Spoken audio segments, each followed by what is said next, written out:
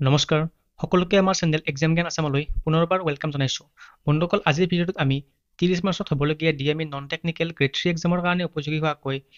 এটা মক test paper লৈ আহিছোঁ। এইখন মক টেষ্ট পেপাৰত আমি মেথছৰ 10টা কুৱেশ্যন লৈ আহিছোঁ আৰু এই কুৱেশ্যনসমূহ প্ৰিভিয়াছ ইয়াৰ কুৱেশ্যনৰ আধাৰত বনোৱা হৈছে।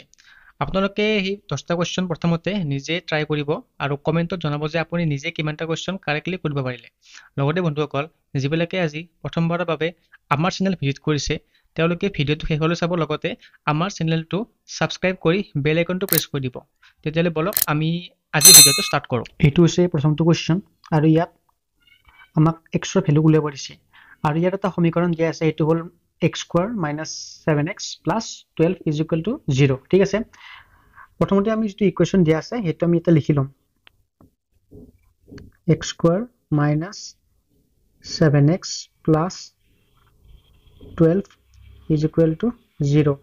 এনেকুৱা ক্ষেত্ৰত আমি কি কৰিব লাগে, এই যিটো x আছে x² তাৰে আগত কি আছে 1 আছে আৰু যিটো একদম লাষ্টত থাকিব মানে কনষ্টেন্ট টাৰ্ম সেইটোতে আমি মাল্টিপ্লাই কৰিম। মাল্টিপ্লাই কৰিলে আমি কিমান পাম? 12 পাম। ঠিক আছে, আমি কিমান পালো? 12 পালো। এতিয়া আমি 12 টোক প্ৰাইম ফেক্টৰাইজেশ্যন কৰিম। ঠিক আছে, 2 ৰে 6 বাৰ যাব আৰু 2 ৰে যাব 3 বাৰ। এতিয়া আমি এই যিটো 2 আৰু 2 আছে আমি এনেকুৱাকৈ ভাঙি কেনে লিখিম যাতে আমি এই যিটো মাজৰ -7x আছে আমি যাতে সেইটো পাওঁ। ঠিক আছে, আমি কেনেকৈ লিখিম? আমি যদি লিখো 2 × 2 কিমান? 4 আৰু ইফালে 3। আমি কিমান পালো? 4 আৰু 3। যদি আমি ইয়াতে মাইনাছ লগাই দিওঁ, আমি মাইনাছ কিয় লগাইছো? কাৰণ ইয়াত চাওক আগত কি চিম্বল আছে? মাইনাছ চিম্বল আছে। চ' আমি এনচাৰটো মাইনাছত উলিয়াব লাগিব।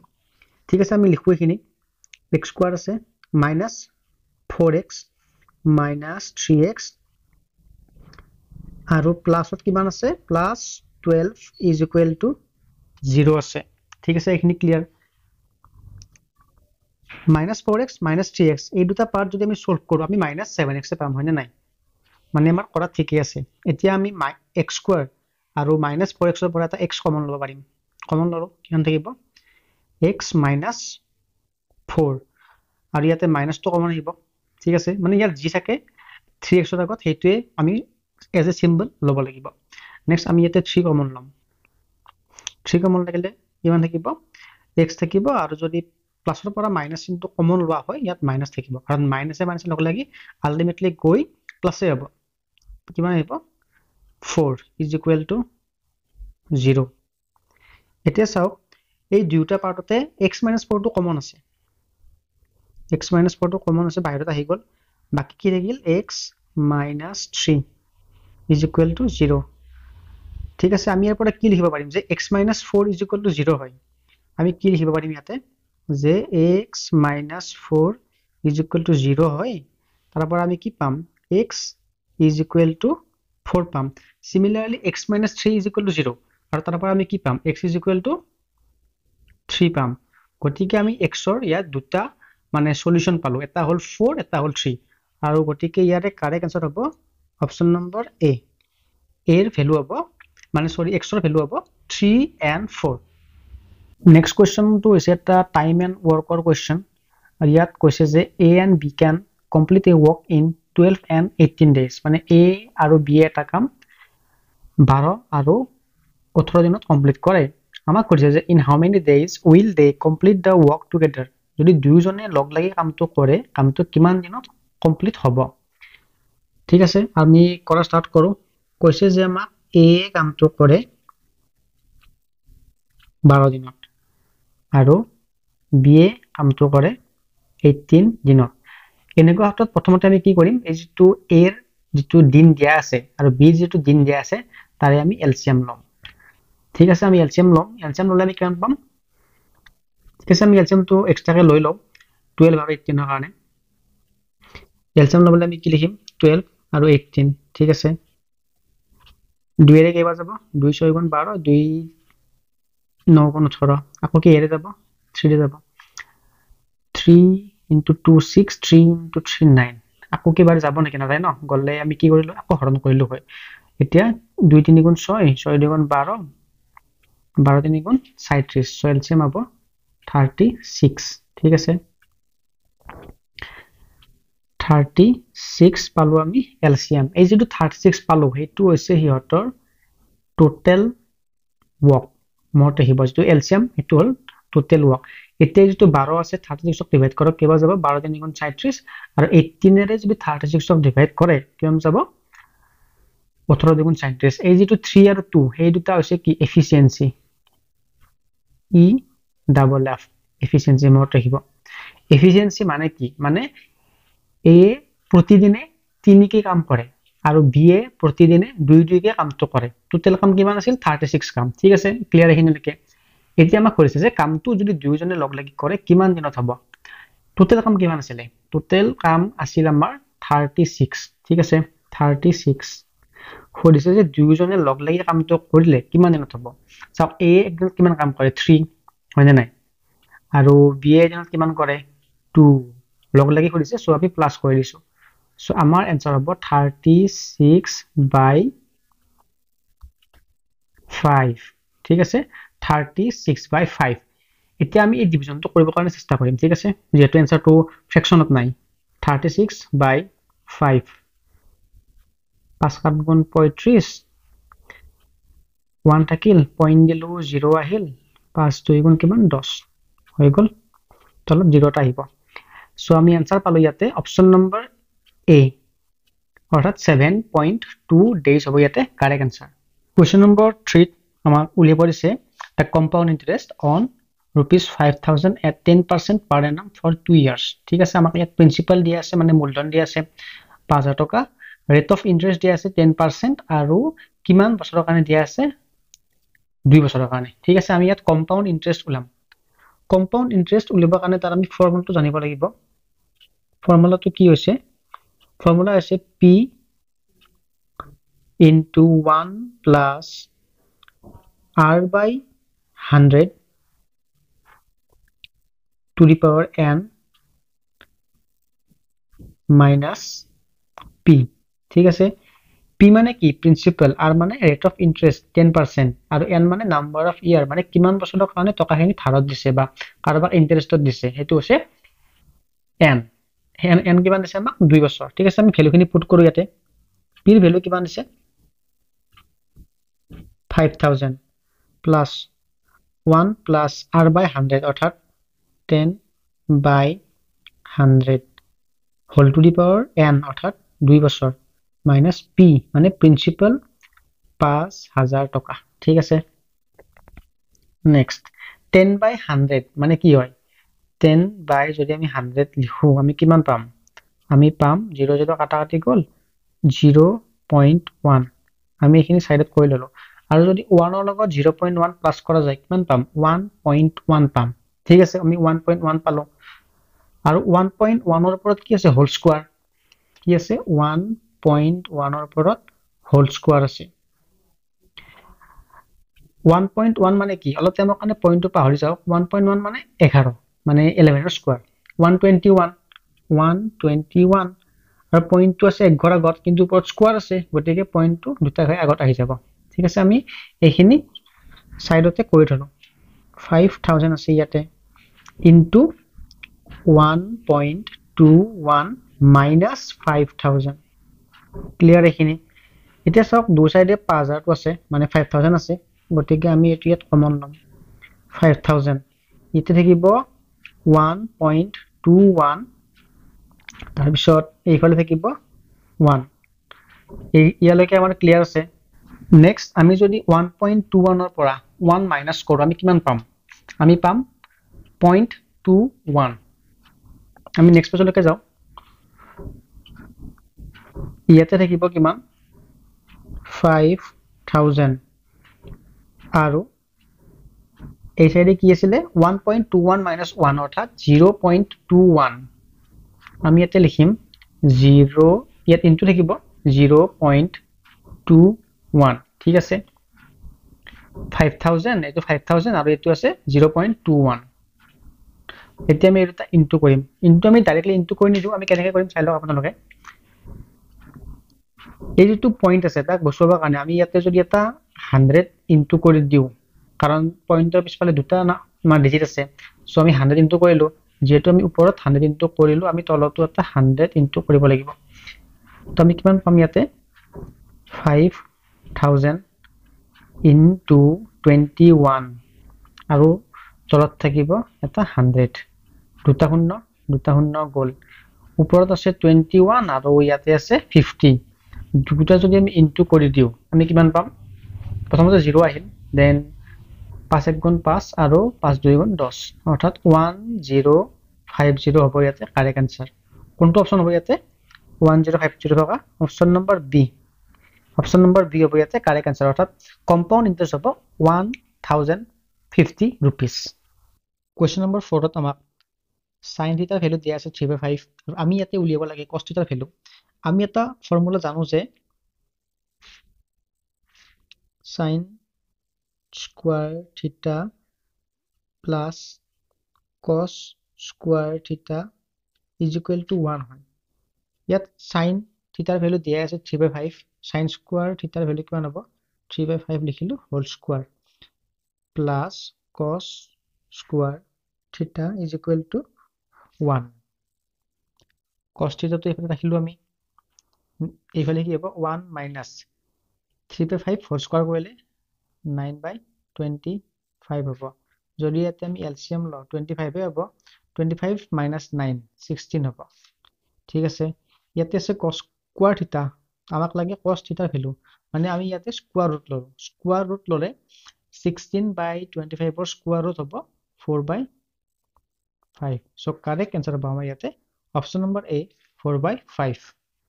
কোৱেশ্চন নম্বৰ 5 ত আমাক কৈছে যে দা এৰিয়া অফ এ সাৰ্কেল অৰ্থাৎ এটা সাৰ্কেলৰ যেটো এৰিয়া তো কালি হেতু দিয়া আছে 154 সেন্টিমিটাৰ স্কয়াৰ ফাইন্ড ইটস ৰেডিয়াস আমি ইয়াৰ ৰেডিয়াস অৰ্থাৎ ব্যাসাৰ্ধটো উলিয়াব লাগে সাৰ্কেলৰ এৰিয়াৰ ফৰ্মুলা কি আছিল সাৰ্কেলৰ এৰিয়াৰ ফৰ্মুলা আছিল পাই r স্কয়াৰ ঠিক আছে আৰু হেইটো আমাক কিমান দিয়া আছে 154 ঠিক আছে এতিয়া আমি কি কৰিম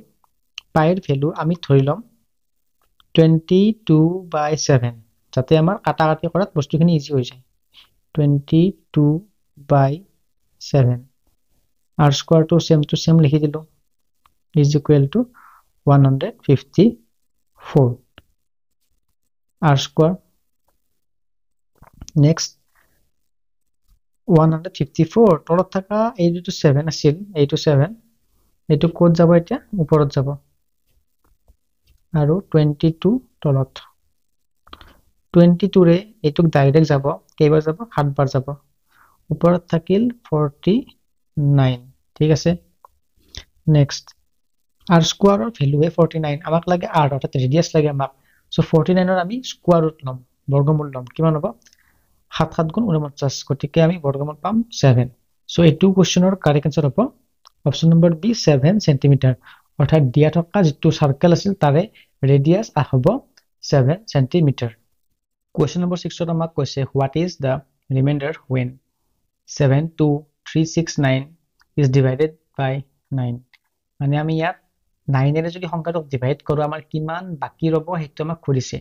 ঠিক আছে আমি যদি ডিভাইড তো কৰিব কাৰণে চেষ্টা কৰো বহুত টাইম লাগি যাব প্ৰথমতে আমি চাই লম 9 ৰ যেটো ডিভিজিবিলিটি ৰুল হেতু এপ্লাই কৰি চাই লম যে সংখ্যাটো 9 এৰে কমপ্লিটলি যায় আছে নেকি যদি যায় আছে তো লেটাই হতম ৰিমাইন্ডাৰ 0 হ'ব যদি যোৱা নাই কিবা কাৰণত তেতিয়া আমি ইয়াক ডিভাইড কৰি চাব লাগিব ঠিক আছে আমি প্ৰথমতে প্লাস কৰি চাই লও কিমান হ'ব 7 + 2 + 3 + 6 + 9 প্লাস কৰিলে কিমান হ'ব প্ৰথমতে এই দুটা প্লাস কৰক 9 then 9 then 9 9 তিনিটা অৰ্থাৎ 9 * 3 27 আৰু যদি আমি চাও এই 27 টুক এই যেটো 9 আছে এই যেটো 9 আছে হেতুৰে ডিভাইড যায় মানে তিনিবাৰ যাব যেটো যায় কমপ্লিটলি ডিভাইড যায় গতিকে এইটো সংখ্যাক যদি 9 এৰে ডিভাইড কৰে কমপ্লিটলি ডিভিজিবল হ'ব অৰ্থাৎ ইয়াৰ ৰিমাইন্ডাৰ নাথাকে মানে ৰিমাইন্ডাৰ হ'ব option number C 0 next question the ratio of ages of a and b is 5:3 দুজন মানুহ a আৰু b সিহঁতৰ বয়সৰ অনুপাত দিয়া আছে 5:3 if the sum of their ages is 40 যদি সিহঁতৰ বয়সৰ যোগফল 40 হয় then what is a's age তেতিয়ালে খুদিছে আমাক যে a ৰ বয়স কিমান আমি ইয়াতে ধৰি লম যে a ৰ বয়স 5x আৰু b ৰ বয়স 3x ঠিক আছে আৰু সিহঁতৰ বয়সৰ যোগফল আমাক কোৱেশ্চন মতে দিয়া আছে 40 ইয়াৰ পৰা আমি x ৰ ভ্যালু উলিয়াম 5 + 3 8 আৰু x = 40 তাৰ পৰা আমি পাই গলো a এর ভ্যালু 8 × 5 = 40 অর্থাৎ x = 5 ঠিক আছে x আমি 5 পালো আমি কি ধৰিছিলো যে এৰ বয়স 5x সো আমি 5 * x ৰ ঠাইত আমি x ৰ ভ্যালু পুট কৰি দিম 5 * 5 কিমান হ'ব 25 সো এনসাৰটো হ'ব আমাৰ a = 25 ইয়াৰ অৰ্থাৎ এৰ বয়স হ'ব 25 ইয়াৰ Question number 8. If the sides of a right angle triangle is 6 and 8 cm, মানে এটা right angle triangle আছে যাৰ দুটা সাইড হৈছে 6 আৰু 8 তেতিয়াহলে আমাক কৰিছে what is the hypotenuse অৰ্থাৎ ইয়াৰ কৰ্ণৰ দিশটো আমাক কৰিছে ঠিক আছে আমি এটা right angle triangle first draw কৰি লওঁ এইটো আছে এটা right angle triangle এইটো আছে 90 ডিগ্ৰী এইটো আছে h সদায় মনত ৰাখিব যে যেটো 90 ডিগ্ৰী এংগল থাকে এইটো তাৰ যেটো সন্মুখৰ সাইড এইটো সদায় ৰাইট এংগল ট্ৰায়াঙ্গল হয় বাকি ধৰি ললো আমি এইটো 8 সেমি আৰু এইটো হৈছে 6 আৰু আমি জানো পাইথাগোৰাছৰ সূত্ৰ মতে কি হয় হাইপোটেনিয়াস স্কয়াৰ = বাকি যেটা সাইড থাকে তাৰে স্কয়াৰৰ সমান অৰ্থাৎ 8 স্কয়াৰ + 6 স্কয়াৰ কৰিলে আমি হাইপোটেনিয়াস অৰ্থাৎ কৰ্ণটো পাই যাম 8 স্কয়াৰ